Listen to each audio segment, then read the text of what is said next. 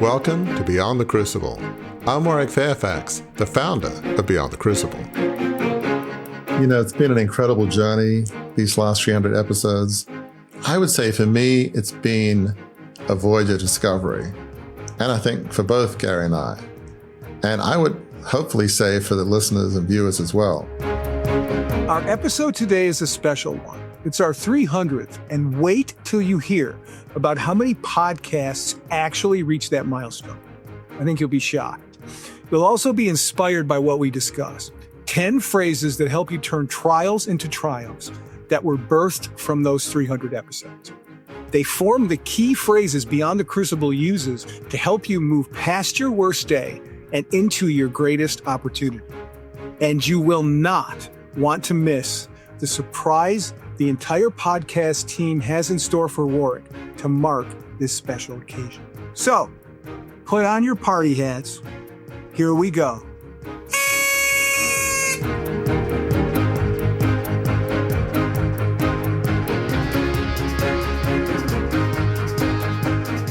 Welcome, friends, and we do mean friends because you've been with us for a while if you've been with us since the beginning, to this episode of Beyond the Crucible. And this is a special one. This may be, from my perspective, one of the most special ones that we've done because today is, you know what, Scott, throw us a drum roll right off the bat.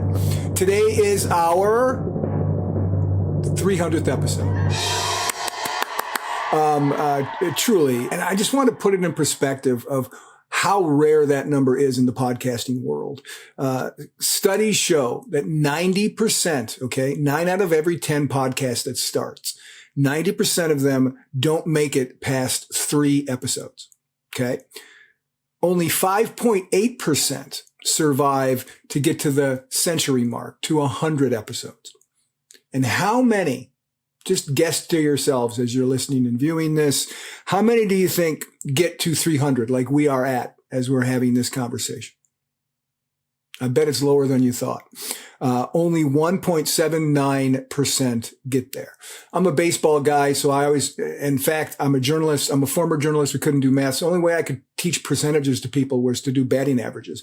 And if this were a batting average, it would be 18, not 180, which is bad enough. It would be 0.018. That's how bad it would be. That's not to say that our podcast is not good. We believe it is, but it just shows how rare the feat that we're celebrating here today is. So, Warwick, this is a huge milestone for this show that I know was something that you thought about for a while before we were able to launch it. So, as we begin this celebration, how are you feeling right now? How does this feel to you to be celebrating 300 episodes? You know, it's good to actually have a milestone to think about because for me, and I guess for a lot of people, you're not really thinking about milestones. When you start a podcast, you're thinking, okay, so what's it going to be about? We need to get guests. We need to think of things to talk about.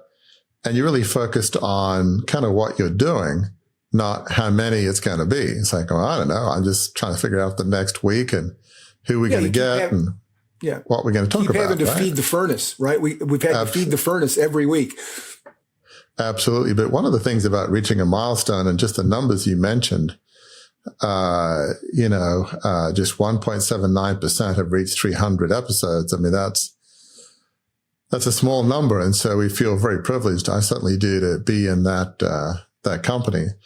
And so having this 300th episode does make you reflect. And I think a lot of us don't always reflect. We're just in the midst of our busy lives and, thinking about where we are and how grateful we are and all of that. So I think this is an opportunity to think back on all the guests we've spoken to, the incredible stories of hope and resilience. And I feel like I've learned from every guest that we've had. It's one of the things I most enjoy about the guests we've had is just, how much we can learn. And you think of the amazing series. We've had a lot of summer movie series, which both you, Gary, and I love movies. Oh, yeah, those are truly really fun. Watching a movie for work is a great thing. Right. And who knew that you could watch superhero movies and actually learn a whole lot about how to bounce back from a crucible? Right. But you can. Now, when you watch a movie, you're not thinking about, let me take notes on those Beyond the Crucible points. Are we in the bounce back stage, in the crucible Right. stage, and the life is significant? Right. You're just thinking, this is fun. And I hope the good guy wins. I mean, it's kind of that simple. So we've had a lot of great series, and we've had a lot of great discussions that you and I write blogs throughout the year, and then we'll have a discussion on that. We've had discussions from stories from my book, Crucible Leadership. And even when it's a story from the book that I wrote, insights will come out that I didn't really think about, that wasn't precisely in the book, at least not fleshed out as much as it is in an extended period of time of discussion. So whether it's from guests or from our own discussions, from movie series or discussions based on blogs or my book, I just feel like I've learned so much. And I'm also very grateful for the many people that have watched and listened to our podcasts. And we have a great marketing team, and it's just such a blessing to see the numbers on YouTube or Spotify or Apple Podcasts, and as they go up and continue to go up. And it's just such a blessing. I'm so grateful for our discussions between you and I, as well as from the insights from the guests, and just being grateful for the impact I believe it has, at least in some sense, on the people who listen and watch our podcast. We're all about helping people, not be defined by the pit of despair and just challenging circumstances and bouncing back. And so we're about redemption and giving people hope. Yeah. And as astounding as that number 300 is, the true measure of the podcast, and Warwick, this will November 5th, 2019 is when we started. 6 years ago. The true measure of the podcast are the key phrases we've collected over that time that help us turn our trials into triumphs as we cast a vision for a life of significance. These insights have been birthed, as you've said, from our discussions of the best practices of how to weather a crucible, how to overcome a crucible, and the stories told by our diverse roster of guests. 146 guests. I counted them all. We've had 146 guests in 300 episodes. And they include, just as an example, an Oscar-nominated film producer, an Emmy Award-winning ESPN football sideline reporter, and a former special assistant to a former president of the United States. Those are the folks we've talked to, from whom we've gleaned some of these things that we're going to be talking about today. And what we're going to be talking about today, folks, is we've pulled together a top 10 list of the phrases that have been birthed from this show, and thought it would be fun and informative to run through all of those phrases as we celebrate this accomplishment. And we're going to do it in a different way than we've ever done anything on this show. We're going to do it totally at random. So we've got 10 phrases that were birthed from Beyond the Crucible, and I have here a hat. Those of you who watched perhaps the first 100 episodes, 150 episodes of the show, 200 episodes, I used to wear hats like this. Now they're just props. Here they are, but they're holding right here. Inside here are the 10 phrases that we're going to talk about. And I'm going to pluck them at random and read. And it's not just any hat, is it? No, this is my lifeblood. This is a fedora, which is, and you can see right there, the other lifeblood, there's a Batman and Robin pin on it if you're watching, folks. So that is, that's the wellspring from which we're going to pull. I'm going to pull these phrases, and I'm going to bring it to Warwick to talk about it. So are you ready, Warwick? Are you ready to roll the dice, as it were? Yes. All right, here we go. I'm going to reach in here, and I'm going to pull out phrase number 1 of the lexicon of Beyond the Crucible, born of 300 episodes of the show, and it is this: no matter the size of our vision, it matters. Talk about that. So sometimes you can think that the vision I have, it's not going to change the world. It's not going to bring clean drinking water to kids in Africa. You just think, this vision is so small. Why does it matter? And I can relate to that in this sense. And as listeners and viewers would know, I grew up in a 150-year-old newspaper business in Australia. And in the late 80s, when I was 26, I launched this $2.25 billion takeover. It was a few months after my dad died. And the whole point was to return the vision of the company to the founder, have it be well led. The company's founded by a very strong person of faith. 3 years later, when the takeover failed, I was sort of somewhat despondent because I thought to myself, not only have I let down my family and the founder of the media company of my great-great-grandfather, John Fairfax, but I was thinking, I will never have a vision that will have the potential impact that my involvement in the family newspaper company, John Fairfax Limited, could have. When I was thinking I could have an impact not just on the employees of the company, the 4,000 plus employees, the readers of and viewers of the media that we had, but potentially on the nation of Australia. And I mean, that was not unrealistic considering we had the equivalent of the New York Times, Washington Post, and Wall Street Journal in our country. So after that, it's like, well, why not just give up? Because I will never have a kind of vision that will have that kind of impact. But, you know, one of the things I realize is you might think, oh, I'll never be CEO of, you know, Apple or Ford Motor Company. I won't head up some big nonprofit. But the size of the impact and your vision isn't really what matters. You might be thinking, I just want to clean up my neighborhood park so that kids and families can enjoy it, or, you know, food bank in my local area, or just in my small business. I just want to make people feel like they're loved and treasured, and I want to really honor my customers. I mean, whatever it is, it doesn't matter the size. It's really about the vision that's on your heart and the impact to people that you know and love. And the whole world may not have heard of you, but your little world, and it can feel that way to all of us. And it may not feel that big, but your world, however big or small, you can have an enormous impact on that world. So for those people, you matter a lot. And so don't be overawed by the impact that some people you read about online or, you know, watch in the media. You might think, I'll never have that kind of impact, but that's not the point. Are you having an impact with the people you know and where you live? Do you have a vision that matters to you and will somehow help others? That's really the point. So don't get in the comparison game to see who has the bigger business, the bigger nonprofit. There'll always be somebody with the bigger nonprofit, a bigger company. So don't compare yourself. It's not helpful. Yeah. And I am so glad, Warwick, I'm so glad that this one came up first. And I didn't rig it this way. I'm so glad this one came up first.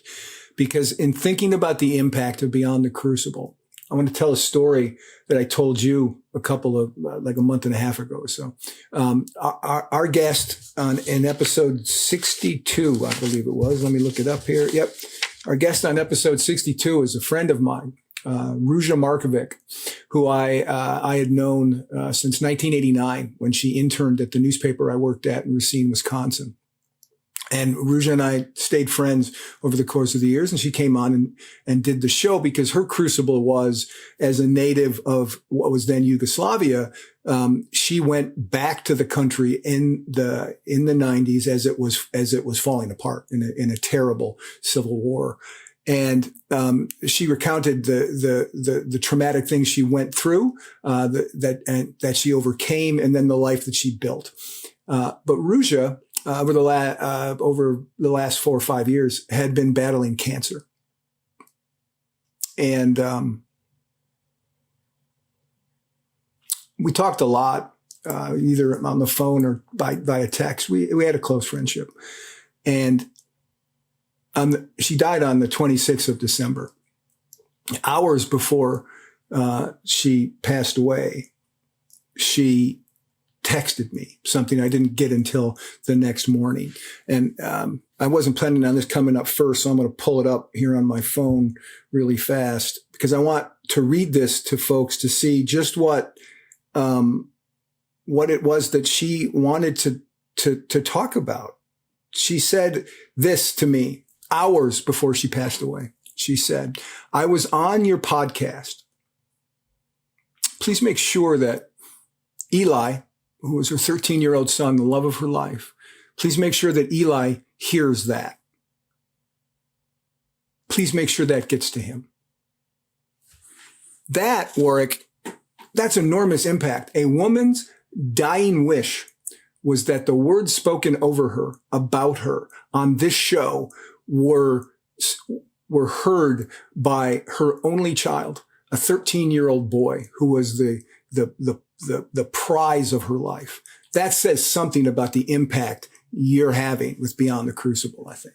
It's hard to even kind of process what you just said, because what you're saying is this poor woman's in the last hours of her life is implicitly saying this podcast captured the essence of who Ruja was, what she was about, and what she valued.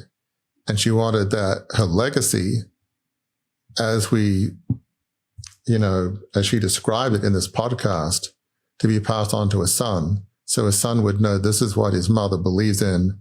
This is her journey. And this was her mission. This is what she's about. The fact that she would say, I want to make sure that Eli listens and watches this.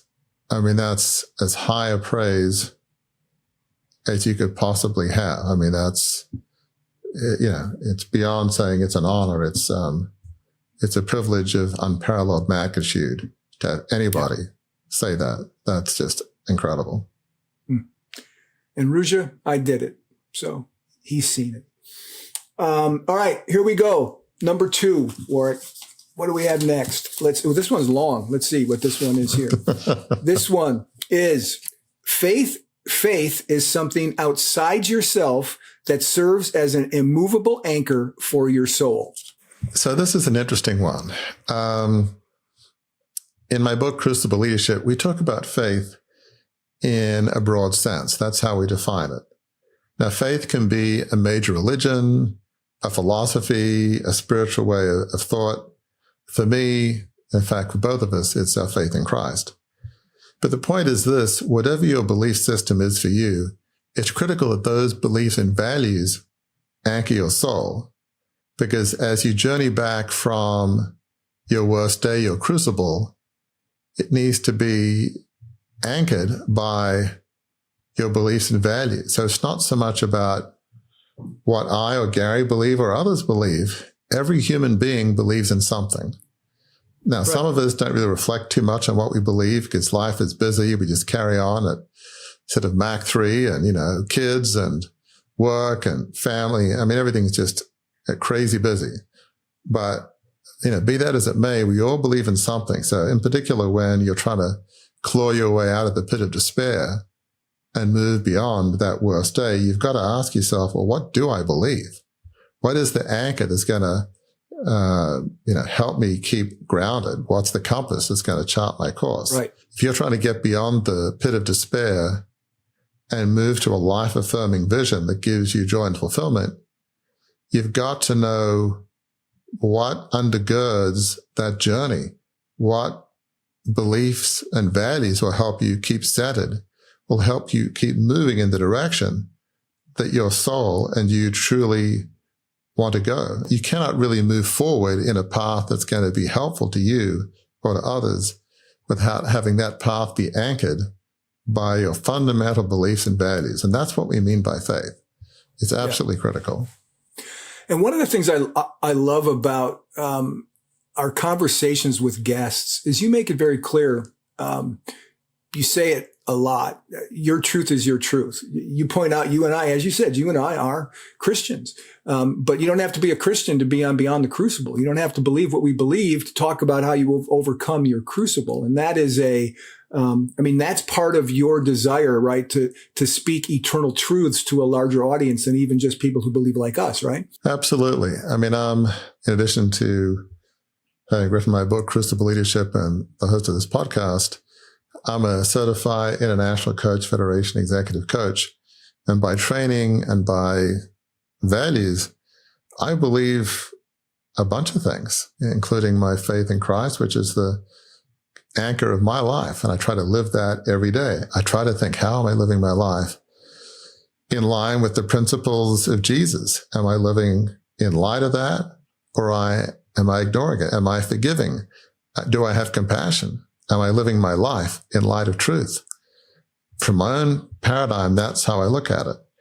And I think, we all have to do that. But I believe passionately that everybody has a fundamental right to believe what they feel called to believe and to live their own lives.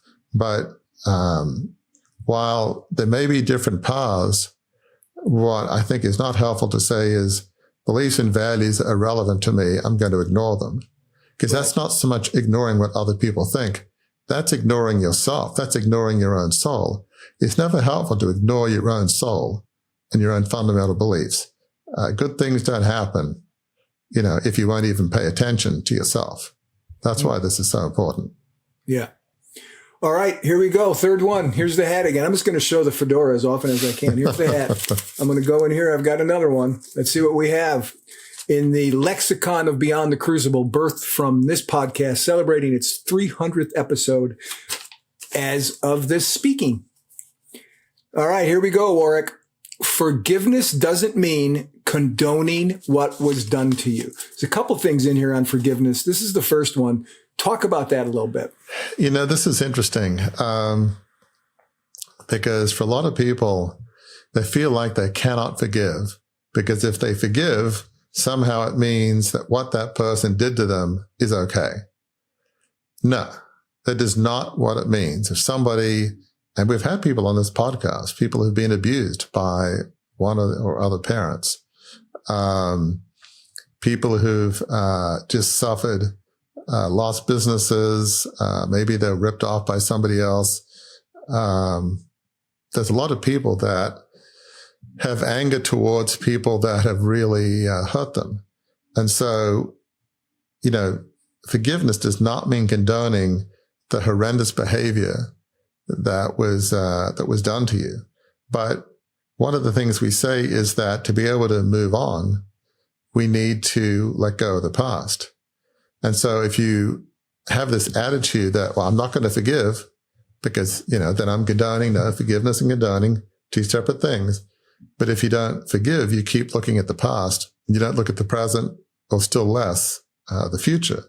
So, it's really a lie, a false narrative that if we're not thinking 24/7 about the person that hurt you and what they did, that somehow you're condoning them. No. I don't know that this is very easy, but when you get to a point that you truly forgive, you won't be thinking about what happened to you all the time. Will you forget it?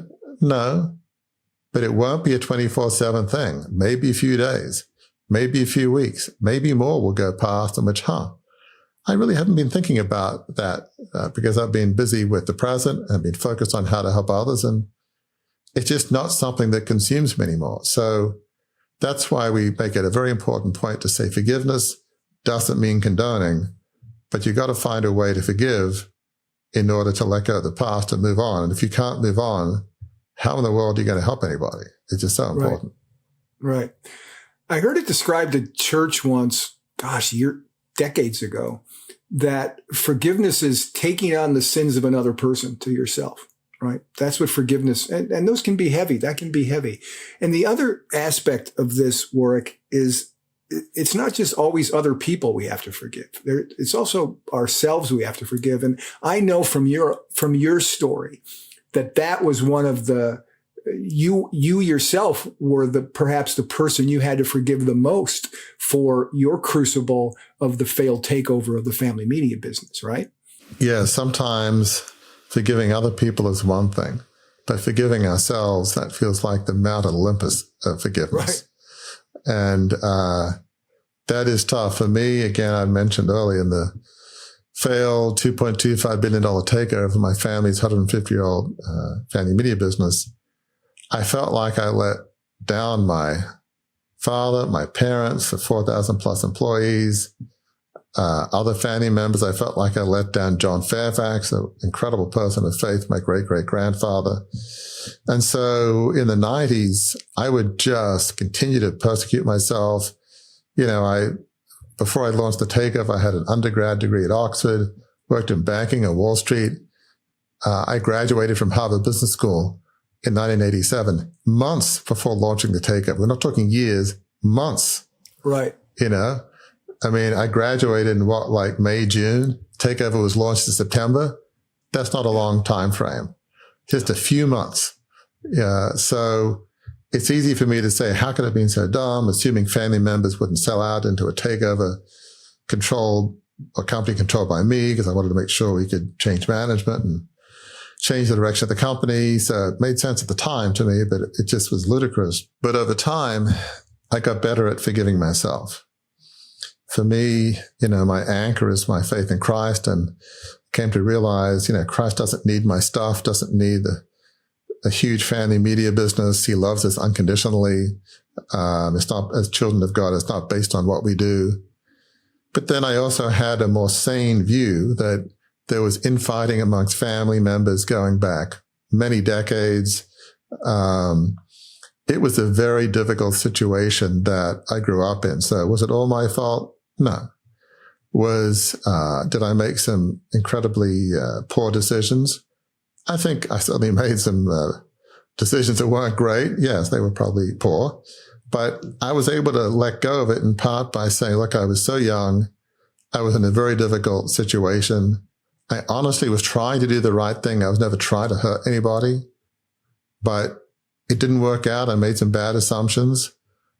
And I have to move on. And certainly, since I do have a life-affirming vision with Beyond the Crucible that seeks to help others, it's easy to move on when you've got something to move on with and to.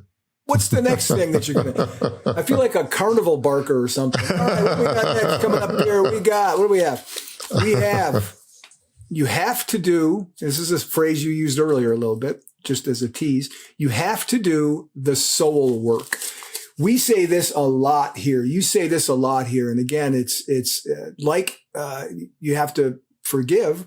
Doing the soul work is part of what it takes to get you moving on that treadmill that gets you through your crucible on toward a vision that can carry you to a life of significance. Talk a little bit about soul work and why it's important. Yeah. We talk about soul work a lot. So we've talked previously about it's important to have an anchor for your soul and have beliefs and values. But when you're bouncing back from your worst day, which we sometimes call the pit of despair, it's easy to say, you know what? Nothing to see here. This is awful. I just need to move and move as quickly as possible. Move anywhere, do anything, just do something. Just move, just do it, right? Just keep moving forward. And yes, it can be helpful to move forward, but move forward to where and why and what from? How is this going to be different? You've got to do the soul work to meaningfully move forward. And that is not easy. It can be excruciatingly painful. You've got to dig down deep and explore your beliefs and values. And when exploring your worst day, you've got to say, okay, how much was it my fault? Maybe I was too naive. I trusted in the wrong people. Doesn't mean it was all my fault, but maybe I should have been smarter. Maybe I let the wrong people into my life. Again, doesn't condone other people's behavior, but it's almost like forewarned is forearmed. Right. Well, how am I going to do anything different if I keep, repeating the mistakes of the past? Typically, history does repeat itself. Typically, we often don't learn from our mistakes. Right. So to be able to move forward meaningfully in a healthy, fulfilling, life-affirming way, you've got to do the soul work. And it's not easy. When I was writing my book, Crucible Leadership, which I started around 2008, as I mentioned before, after a talk in church when lead pastor of my church, an evangelical church in Annapolis, Maryland, he asked me to talk about my story. And I thought, well, how much can my story help others? It's such a unique, big business kind of wealthy family business story, but somehow it did. And so then I started writing my book. I thought, well, if this can help people, well, in those early days from 2008 on, in part, as I was writing about my worst day and the mistakes I made, it was excruciatingly painful. I couldn't, after 2 or 3 hours, I was done. I just needed a break. It's a whole lot easier now, years later, when I've talked about it a lot and have come to terms with mistakes I made and and all that. But and you've forgiven yourself, as you mentioned in an earlier. Yeah. I mean, look, it's hard to do things perfectly, but relatively speaking, I think that's a true statement. So, but soul work is not easy. Deep reflection, it is painful.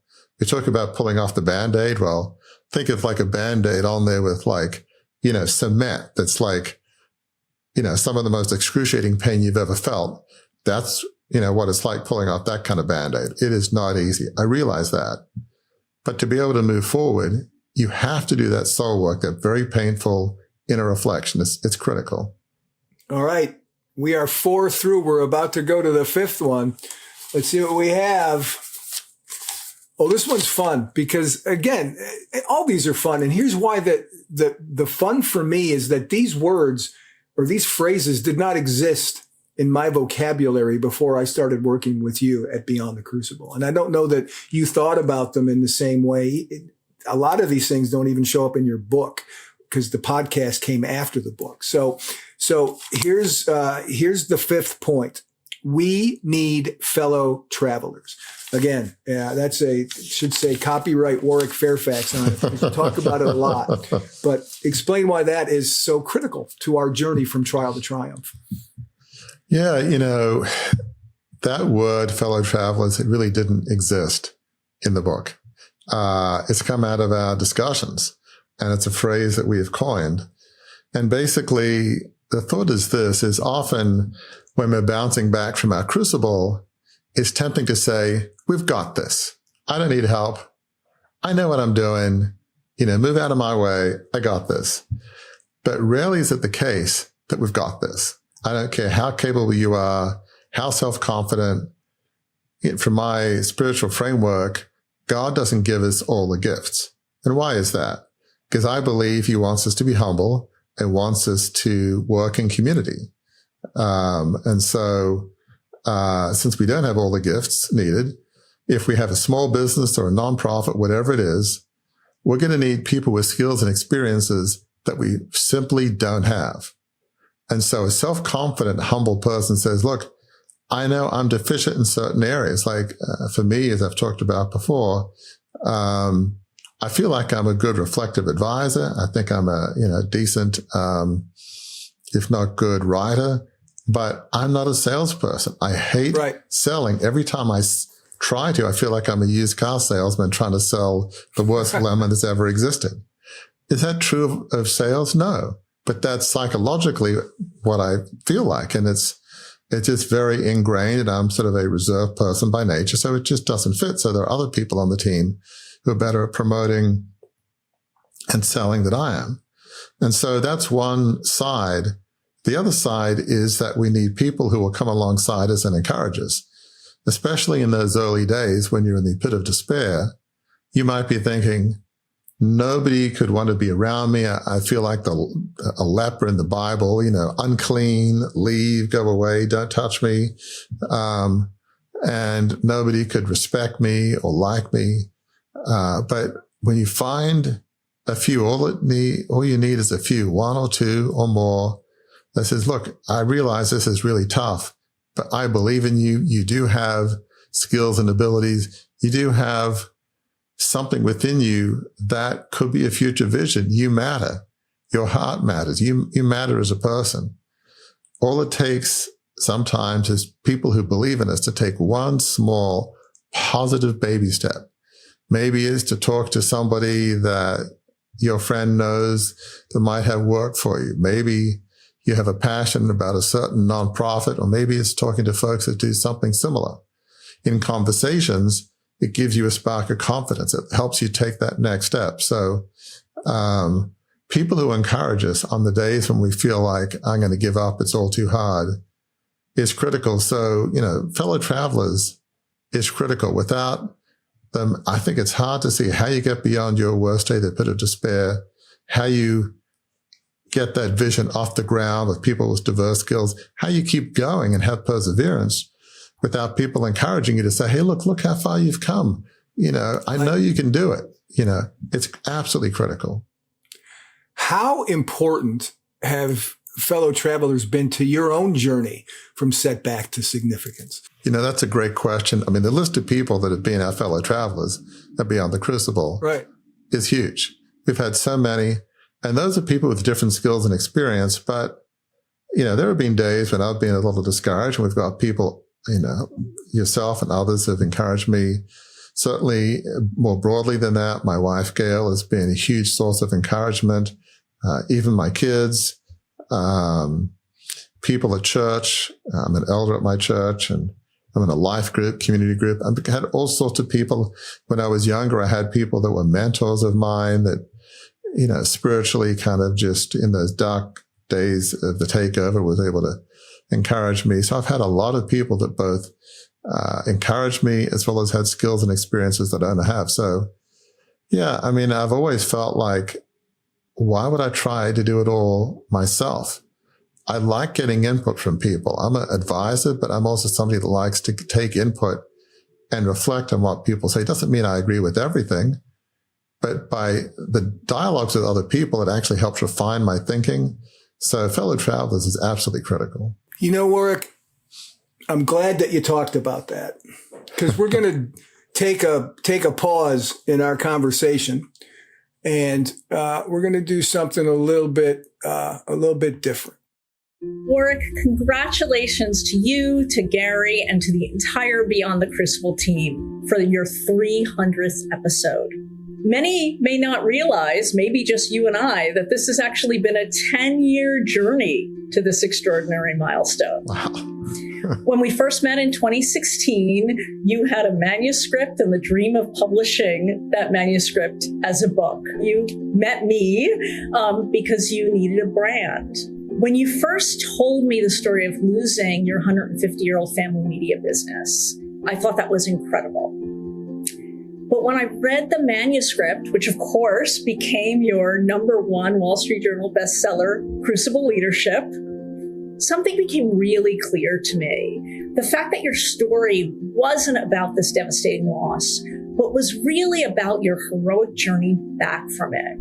In your journey of self-reflection, of healing, recovery, it was clear that you had developed so much wisdom about how to bounce forward from the worst setbacks imaginable, how none of us are beyond redemption, and how we can all turn our worst trials into our greatest triumphs.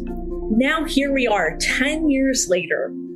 Beyond the Crucible has created a rich and important body of work of bounce forward stories from people from all over the world and from all walks of life. Beyond the Crucible has also become a beacon of hope for so many who need to understand and be encouraged by the truth that our worst days don't define us, and that there really is truly light and hope at the end of any tunnel. I'm so proud of what you've achieved and to be part of the Beyond the Crucible story. Well, hey, Warwick, as the person who has perhaps heard your voice more than any human on the planet, it's my pleasure to just give you a short greeting here. I was looking back to see when I jumped in with the team on this podcast, and I was stunned to realize that I joined you on episode 66 in April of 2021. So I've been on board for, I think that's 234 episodes of the 300. So that's a pretty big deal, even for me. I wanted to share the one thing that I've heard over and over and over again that resonates so deeply with me is it didn't happen to you, it happened for you. I can honestly say that my life is full of a lot of it didn't happen to you, it happened for you moments. In fact, the only reason I'm here editing your show and working with you for so long is because of some it didn't happen to you, it happened for you moments.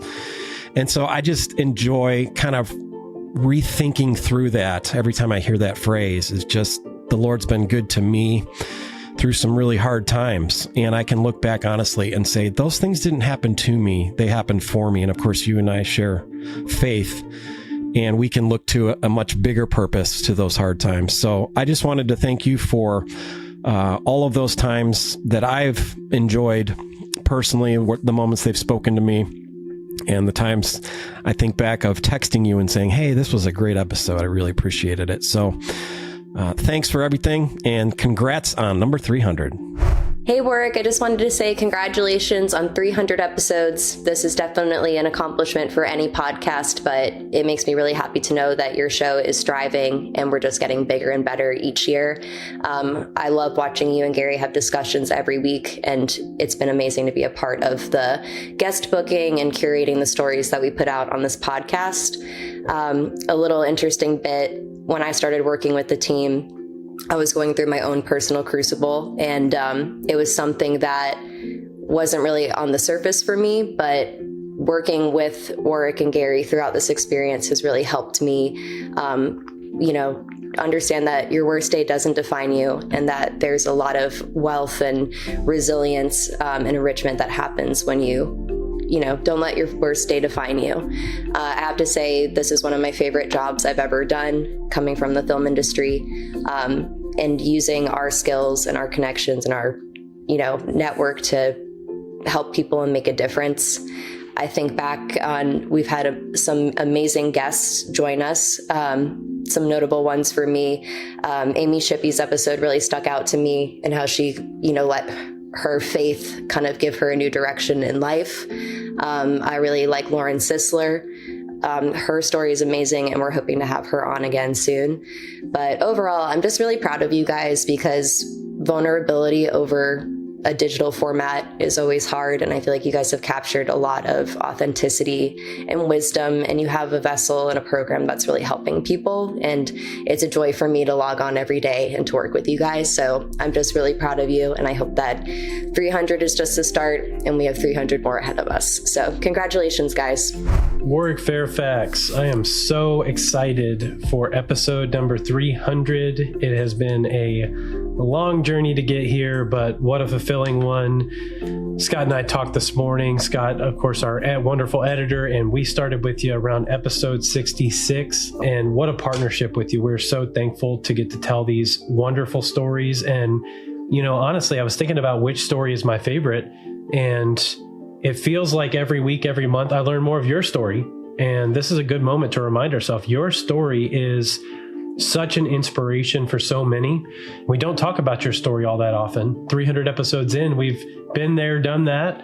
But just such a beautiful reminder to me here at episode 300 that one life can inspire so many, can inspire 300 of these stories to come to the world and change lives. And we're thankful for that. I mean, I remember personally going through a crucible just in the past year and thinking, man, at the bottom of this barrel, what is left? And many of the things that you've shared through the years were right there waiting for me. So, I pray that we can keep doing another 300. I hope that there's many good days ahead of us, because I know each and every one of these stories that is told first is meaningful to you, because it is a way to give back, having faced your own crucible. It's meaningful to the whole team and to my team, because we get to be inspired by these incredible people that we pulled together.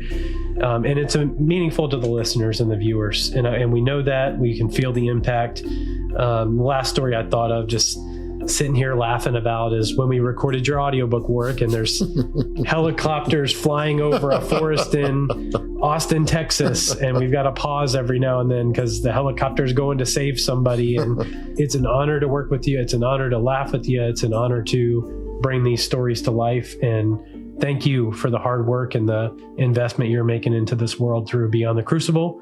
And cheers to 300 more. Warwick, amazing. 300 episodes. I have been your co-host beside you for 297 of those, if my math is right, and don't count on that because I'm an ex-journalist and I can't do math. But you did the first one by yourself. The 100th one, I was your guest. And there was one after that in which somebody co-hosted for you. So I've been there for 297 of these 300 episodes. And one of the things I wanted to say to you is, I have a unique vantage point being your co-host. I get to see your reaction to everything everybody says, some of the things that don't get into the final show. And one of the things that amazes me, what you say more often than, almost as often as Crucible, is this. That's powerful. You say to the guests, that's a powerful comment. That's powerful. That's so powerful. And you're not just puffing them on. I know for a fact that you're moved by the things our guests say. And I think that comes through in what the show gives to listeners and viewers. I always tell people all the time, Warwick, that you're a true host because you don't have a list of 10 questions in front of you and you check them off. You listen and then you pull the sweater strings of their story and you ask them questions based on that story. It's a true conversation. As an old ex-journalist, as I said, you're good. You're very good at what you do. So I always tell people before we have them on that you and I are like a sports commentating team. I wish I knew a cricket sports commentating team. I don't, but I'll tell you this. I am proud to be the John Madden to your Pat Summerall. Well, there you go. I don't want to put you on the spot, but I mean, anything to say about that? We pulled that off behind your back for the last couple of weeks. So we were very proud of how it all turned out. I mean, that's overwhelming. I mean, what a gift. I mean, thank you, Gary, for pulling that together. I mean, that's incredible. Yeah, as my family knows, one of the things that's a learning opportunity for me is I don't find it easy to hear praise. So when it's my birthday, and listeners have heard this, we always do this thing where you go around the table and, words of affirmation. So as I jokingly say, I can dish it out, but I can't take it very well. I can dish out praise. I'm not so good at taking it. So when it's my birthday or Father's Day, it's like buckle up. Yeah. All that's to say is, I mean, I just feel so privileged. All of the people you had there. I mean, Cheryl, we sort of started off 10 years ago, and a friend of mine in Australia said, well, I know you have a book, but to have a book, you've got to have a brand and social media. You got to have some folks that will want to, an audience that will want to buy your book. So they put me in touch with Cheryl, and she helped create the whole brand that we have. I mean, the brand we have wouldn't have happened without Cheryl taking the words from my manuscript, and just a whole team, yourself, Margaret, Casey, Scott. I mean, the whole team is, to have a team that believe in what we're doing. I mean, obviously everybody wants to be meaningfully and fairly compensated, but it feels like it's beyond that. The people really believe in the mission that we're doing, that to help folks understand that your worth doesn't define you. And so to have co-laborers, fellow travelers like that have excellent expertise in the different areas, but truly believe in the vision, you can't get better fellow travelers than I have and we have. So, it's an honor. It's an honor to journey together, and thank you for pulling that together. That's kind of overwhelming. So, shall we move on to the next point? We're at point 6. Yes. Okay. Yes, please get me off the hook of this. All right, here we go, folks. The 6th part of the lexicon that came out of Beyond the Crucible, and the podcast specifically Beyond the Crucible, is this: your worst day is your worst day. This concept that your worst day doesn't define you. I mean, this certainly is something I've had to wrestle with. As I've mentioned before, growing up with this 150-year-old family media business, $2.25 billion takeover in my 20s, I sort of wrestled with this concept. Well, this worst day, this worst mistake is going to define me. This is my legacy. And so I had to find my way back saying, okay, yes, it was a mistake. Yes, ending a 150-year-old business is not nothing. Again, it wasn't totally my fault, but it felt like a lot my fault, rightly or wrongly. So I had to find my way back to a new vision. And so at Beyond the Crucible, we do believe in second chances. We believe in redemption. We believe that if you learn the lessons of your crucible, that I've tried to learn those, that you can find a life-giving vision. And very often it comes out of the ashes of your crucible, which it did for me. And that can lead to a life of significance, a life on purpose dedicated to serving others. So this idea that your worst day doesn't define you, that has been life-giving to me, almost beyond description. That, okay, I made mistakes, but I've reflected, I've done the soul work. I understand how much was my fault, how much wasn't, what my gifts are, what my gifts are not, what areas I'm passionate about. And now I feel like I'm so blessed. I obviously love what I do at Beyond the Crucible. I'm an elder at my church in Annapolis, Maryland, Bay Area Community Church. I help advise a friend who has a local ministry, Joey Tomasoni at Estuary. I'm on the campaign committee where my kids went at Taylor University in Indiana, a very missional, Christ-centered university. I'm so blessed to be doing all those things with people of faith and people who I passionately believe in their vision. So whether it's my vision at Beyond the Crucible or coming alongside as an elder at my church or other organizations, it helps me say that, yes, my worst day doesn't define me. The fact that I've been married to my wife over 35 years, I've got 3 wonderful children, the oldest of which, Will, is getting married in May. I mean, having 3 kids who work hard, strong faith, humble.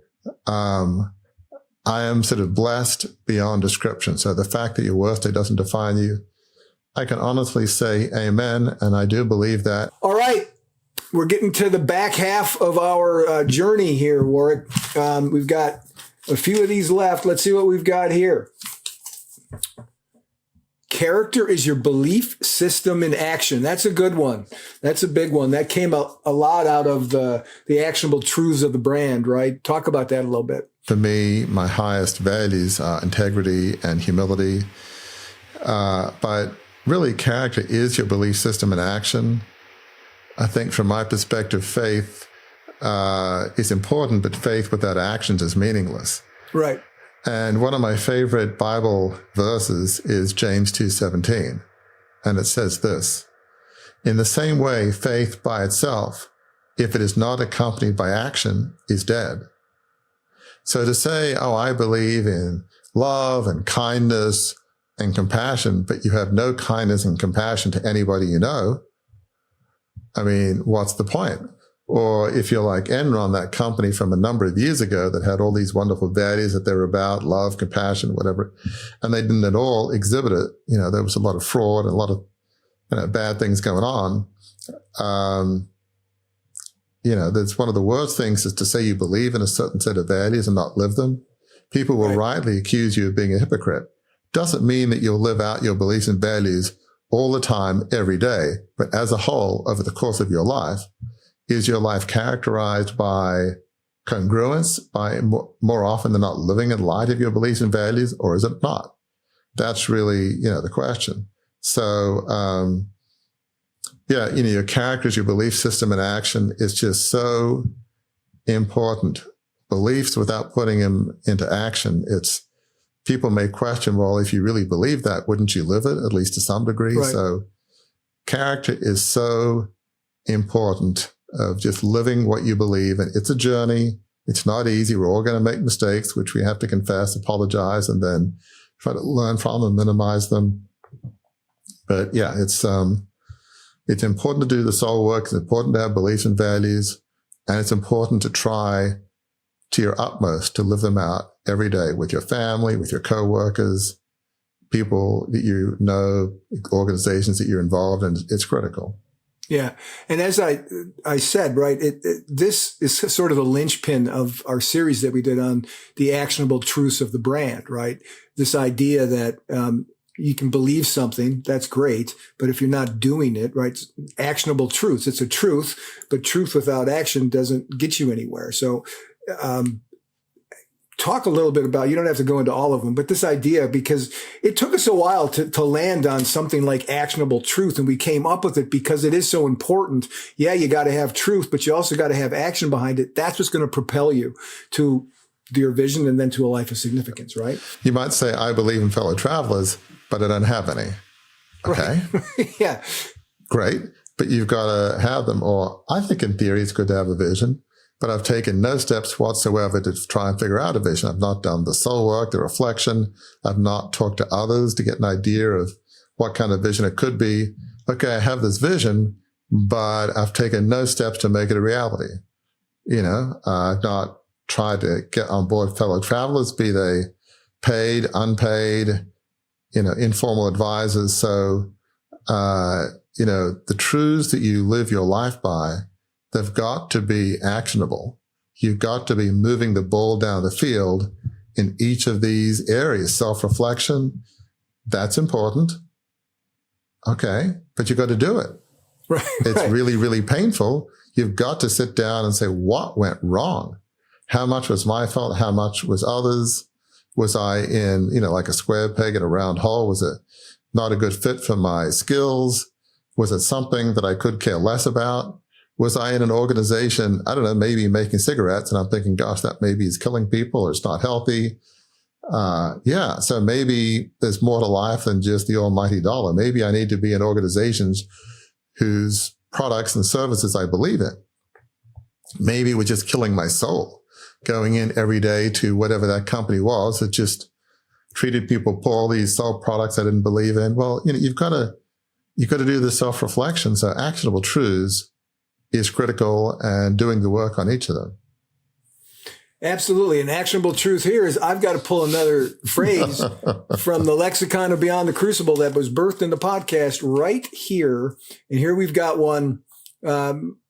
This one has a bit of a long tail on it, in that this one was from, and I looked it up. It was from our 5th episode. So this part, this critical truth of learned through this podcast in 300 episodes, came, now I got to do math, 295 episodes ago. And that's this: your worst day is your worst day. It is not a competition. Talk about that, why that's important and where it came from. So as you say, this phrase came in our discussions with David Charbonnet. We had David and his dad, Mike, as you say, episode 5. And David Charbonnet was a Navy SEAL who was paralyzed in a parachuting accident in Southern California. And I remember mentioning that my crucible of losing my family's 150-year-old family media business was nothing compared to what David had gone through. And as I remember it, David was so magnanimous, and he said, your worst day is your worst day. It's not a competition. And that was so kind and generous, because to me, being paralyzed is a whole lot worse than losing some family business. Even a couple $1 billion family business, it's not paralysis. Right. And so I think one of the temptations is to say, oh, what I went through, I feel almost embarrassed about complaining about what I went through, because sadly, there's often people who've gone through worse. You suffered more loss, more heartache, more whatever it is. You might think, gosh, I thought my story was bad, but their story feels like light years worse, and it makes you feel embarrassed. But really the idea is your worst day is your worst day, and you can't compare yourself. I mean, your worst day and the excruciating pain that we suffer is indeed our worst day. For me, losing a 150-year-old family media business, and again, it wasn't so much about the money, but letting down my family, my father, the 4,000 plus employees, ending the vision of my great-great-grandfather, as strong a business person for Christ as I've ever come across. It wasn't maybe my vision, at least as I've come to realize, but there were thousands of employees thinking we felt safe in working for a company that was owned by the Fairfax family. Who's going to own us now? What was it going to mean? I mean, that was not lost on me, but,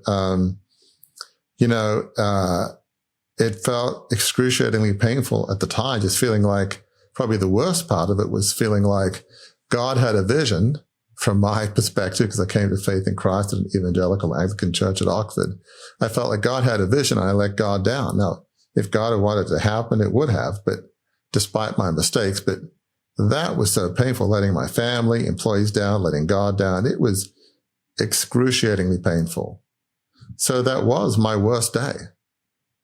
So, and I've learned with that very gracious thought by David Charbonnet that it's not a competition. It's just not helpful to say, well, I should be embarrassed. No, it's real to you.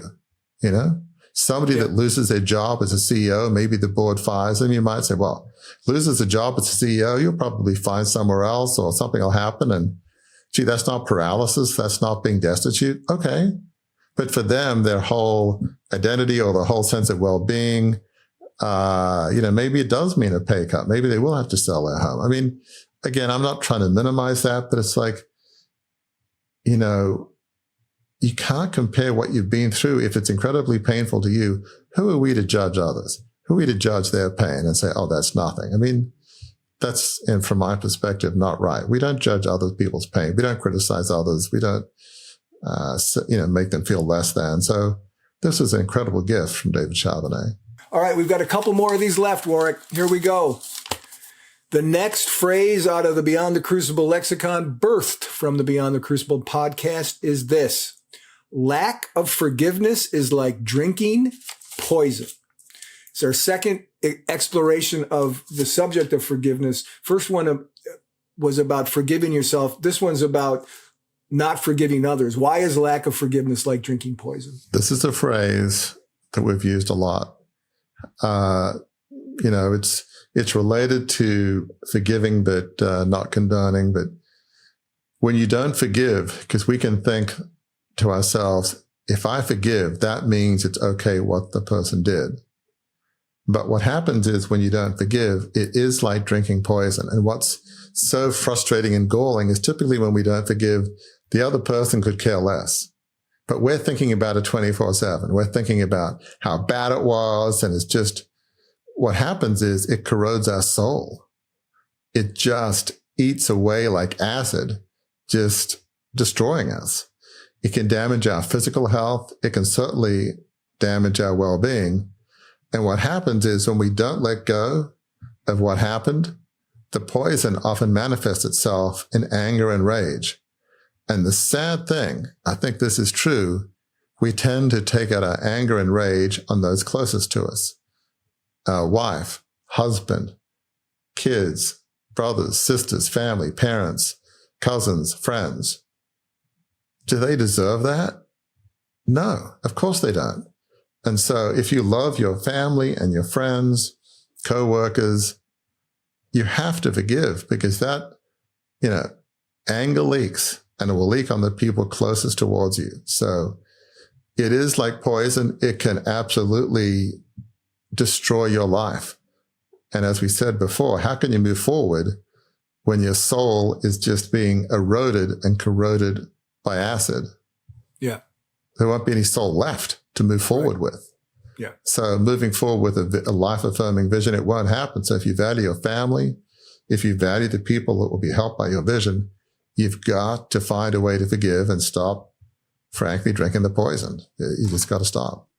All right. We're down to the last one. So I'm going to put the last one down here on my, and then you know what? I'm going to flash back to the early episodes of the show. I'm going to throw my hat on here for the last few minutes. Scott, give me a drum roll before I open this one up. Okay. Let me hear it. Good. Thank you. Here we go. This is this has truly been at random, folks. And this is a great one to end on. Because this may be the one, Warwick. I don't think maybe is right. I think this is the one that you struggle with the most of the things that we've talked about here. And that's your crucible can be a gift. Talk about why that's true and why that was perhaps a challenge for you to accept early on. So Gary, you're right. To say that my crucible can be a gift, that losing a $150 Fannie media business, I didn't feel like a gift, because as I've said, earlier on in this podcast, I felt like I let my father down, my parents, family, 4,000 plus employees, my great-great-grandfather, John Fairfax, an incredible person of faith. And as I said, God, in some sense, I felt like God had a plan to resurrect the company in the image of the founder. And that was the plan, and I blew it. So yes, how could that be a gift? But over time, I came to see that there was a gift in this. One of the things I've learned is I prepared my whole life to work in the Fannie and media business, undergrad degree at Oxford, working in banking at Wall Street, MBA from Harvard Business School. But I'm not this business tycoon. I'm not a CEO. Right. I'm a reflective advisor. I don't like being in the limelight. I don't like having to manage. I mean, since I have a Harvard MBA, amongst other things, it's not like I don't understand the concept of management and what you have to do. I just don't like doing. It's like, because I'm a strategic thinker, I understand the process of sales and the steps you need to go through to get there. I just don't like doing it. It doesn't mean I don't understand it. And so I was just not being who I was designed to be. And as I've said before, I wasn't living my own vision. In fact, I wasn't even living my father's vision. He was more of a philosopher at heart. He would have been a good university professor. He wasn't really, he was a good writer, but he wasn't really, I don't think, fully living his vision. But, the vision we were living was the vision of my great-great-grandfather, John Fairfax. It was his vision coming to Australia from England in the late 1830s with virtually nothing. It was his vision to start a great newspaper, which he did. And that's wonderful. But I came to realize not only did I have not the right gift and abilities, this wasn't my vision. Well, the book, Crucible Leadership, this podcast, Beyond the Crucible, helping people bounce back from their worst days to living a life of significance, a life on purpose, dedicated to serving others. That is my vision. It's nobody else's vision. I didn't inherit it. It's my vision. And I feel very passionate about it. So, one of the things I've kind of, realized kind of more recently is that, in a sense, what I went through was a gift. I don't think, it didn't feel like it. I don't mean that the ramifications on others is a gift, but for me personally, I never would have left voluntarily that family media business. I couldn't have. I would have felt like I was letting down, my father, parents, John Fairfax, God, but in some fashion. But I think somehow maybe, God doesn't cause things to happen, maybe allows it to happen through, in part, my mistakes. I was able to find my own life. I was able to start over in America where my family and my name is not as well known. My kids were able to grow up in a relatively normal upbringing. This wouldn't have happened if I had lived in Australia in this family newspaper business. So yes, it was a gift. All the things I do now, from being a church elder and the other organizations Beyond the Crucible, that is all a gift. So it's a painful gift. I don't think about the pain of what happened as much as I used to, but it is a gift. And what happened, I think, one of the first times we heard about this was through an Australian, Stacey Kopass. Right. She became diagnosed as a quadriplegic. She grew up in the suburbs of Sydney. She dove as a teenager into an above-ground pool. The parents obviously said, "Don't do that, Stacey," as a lot of kids do. They just do it anyway. So she had suicidal ideation, substance abuse. But she came back from that and became a speaker, consultant, coach. And she said that she is now grateful for who she is now. It doesn't mean that she is grateful for the injury, but her truth is that the person she is now wouldn't be possible without what she went through. Right. So, and we've had a lot of guests on the podcast have said they feel some degree of gratitude for the crucible that they went through. One is an aberration, but several, it's not an aberration. There is real truth. If you can find the point where you can say to yourself, what I went through, while I didn't enjoy it, it was horrendous, but there's some degree of gratitude that I can have for what I went through. I'm a different person because of what I went through. Well, that wraps up our discussion. The 10 sayings, the 10 phrases, the Beyond the Crucible lexicon birthed from the Beyond the Crucible podcast. I'm going to switch it up a little, Warwick. I have been, right, as I said in the video that we played in the middle of this episode, I've been your co-host for 297 of these. And usually I get the last word. I ask you something and then I say the last word and say goodbye. Here's what I'm going to do this time, though, because I kind of know the ground that you're going to cover. I'm just going to ask you this question and I'm going to shut up and I'm going to let you have the last word. It's only fitting that on the 300th episode of Beyond the Crucible, that the host and creator of Beyond the Crucible would have the last word. So here's the question. Any final thoughts about this whole robust conversation we've had? And it's been a delight to be here having this conversation with you. What are some final thoughts you have for our listeners and viewers here? And I'll just sit back and listen. It's been an incredible journey, these last 300 episodes. I would say for me, it's been a voyage of discovery. And I think for both Gary and I. And I would hopefully say for the listeners and viewers as well. I'm somebody that loves learning. I'm a curious person by nature. I can't think of any podcast we've had, especially when we've had guests, even when it's just you and me talking about a movie or about something from the book or a blog that you and I have written. I feel like in the discussions we have and the discussions we have with guests, I learn something from every one of those discussions. Every one of the guests we've had, there's something they've said. It's like, wow, David Charbonnet, your worst day is your worst day. It's not a competition. Stacey Kopass, her sense, in some sense, of gratitude for who she is now after what happened. There's so many people, I'd say everybody we've had on, there's something they've said I've learned. And that helps me grow as a human, helps me grow in my knowledge and hopefully, wisdom to a degree. It's sort of borrowed wisdom, if you will. And I'm going to butt in.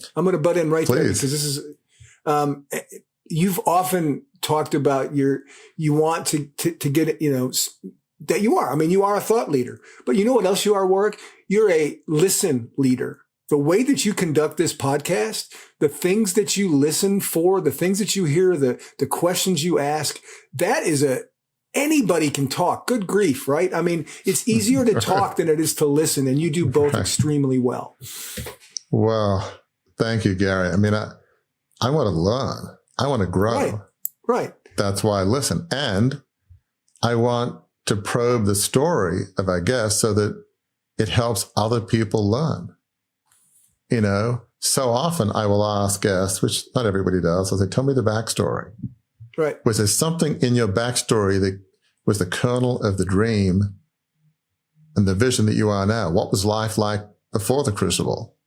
Typically, people don't ask that. They just go to, the highlight. So I like to learn, and I want to create a space where our listeners and viewers can learn. And, beyond discovery, at Beyond the Crucible, we're about giving people hope. We want people to feel like their worst day doesn't define them. And we're hoping that when our listeners and viewers hear from others or hear your and my discussions, people will think, if that person can get through that crucible, well, maybe I can. Maybe I don't have to be defined by my worst mistake or the worst thing that was done to me. Maybe I can indeed bounce back from my crucible and have a life-affirming vision that leads to a life of significance, a life on purpose dedicated to serving others. And I think Gary would affirm this, we're both looking forward to the episodes that are to come, the new guests, the new summer movie series, the new podcasts that come from blogs. I'm looking forward to more learning, more of a voyage of discovery. I'm looking forward to having an impact on people that watch and listen to our podcast. And, it's just a wonderful voyage of discovery. And just as we close, this podcast wouldn't be possible without you, Gary. You're my co-host. I'm reserved. You're a bit, less reserved, which, it'd be a bit dull if we were both reserved people. That's very asleep. Australian to say less reserved. It's an understatement. If you wanted to be truly Aussie, you'd say, well, Warwick, you're not wrong. Amen. Which means that. It's really true. Yeah. So, you're more outgoing than me, but you just create a perfect space for myself and guests to really get to the heart of some of these issues. This podcast wouldn't exist and wouldn't be possible without Gary Schneeberger. It just wouldn't be. Just a perfect companion, and co-laborer, fellow traveler to me.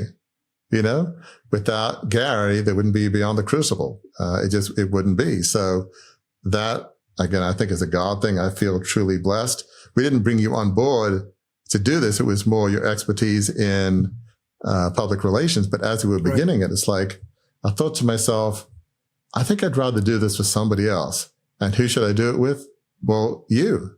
You've done, in your public relations, you've done radio interviews, had a lot of experience at dialogues and discussions, especially on radio, but now on podcasting. So I think I feel blessed. I think you would agree. I think we're both blessed, and we're just so looking forward to the next episodes of learning and providing a space where more and more people can be impacted and really believe the truth that your worst day doesn't have to define you, and you can live a life-affirming vision, a vision that does lead to a life of significance, a life on purpose, dedicated to serving others. So the voyage will continue, and we're just looking forward to the next chapters of learning and discovery, and we're looking forward to bringing them to you.